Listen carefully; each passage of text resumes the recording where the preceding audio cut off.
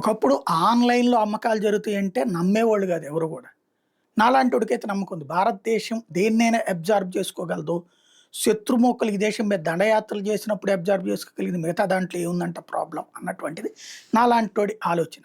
ఇదిప్పుడు ఎందుకు చెప్తున్నానంటే మనకి యూపీఐ ట్రాన్సాక్షన్ స్టార్ట్ అయినప్పుడు అబ్బెబ్బే ఏడవద్దు అని చిదంబరం లాంటోడు కూడా స్టేట్మెంట్ ఇచ్చాడు. ఇప్పుడు క్యూఆర్ కోడ్‌కి రూ. 3, రూ. 4 కూడా చేస్తున్న రోజులు చూస్తున్నాం.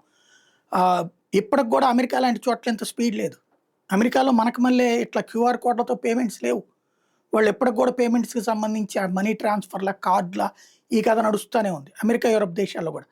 వాళ్ళ తర్వాత ఎప్పుడో సుదీర్ఘ ఆలస్యం తర్వాత ప్రారంభించినటువంటి ఏటీఎం కార్డులు మనం. అలాంటిది ఏటీఎం నుంచి ఇప్పుడు సెల్ ఫోన్‌తో పేమెంట్స్ చేసేటటువంటి దశకెళ్ళిపోయాం మనం. ప్రపంచానికి ఒక కొత్త దశ, దిశ నేర్పాం. చదువు రాని వాడు కూడా ఈ మధ్యన పేమెంట్లు చేసేయగలుగుతున్నారు. ఏ ప్రాబ్లమ్ లేదు. ఇండియాలో ప్రతి ఒక్కళ్ళు ఈ సిస్టమ్ మీదనే ఉన్నారు.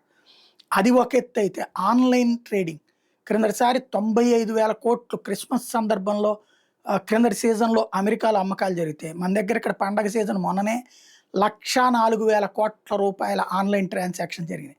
ఎస్పెషల్లీ సెల్ ఫోన్‌లు, ఎలక్ట్రానిక్ వెరైటీసు, బట్టలు అన్నీ ఆన్‌లైన్‌లోనే కొనిపడేస్తున్నారు. భారతదేశపు ఆలోచన తీరు మారిపోయింది. భారత యువత ఆన్‌లైన్‌కి అడిక్ట్ అయిపోయారు. ఆన్‌లైన్ వ్యవహారమే నడుస్తోంది. అది అమెరికా, యూరప్ దేశాలకి సాధ్యం కానటువంటిది.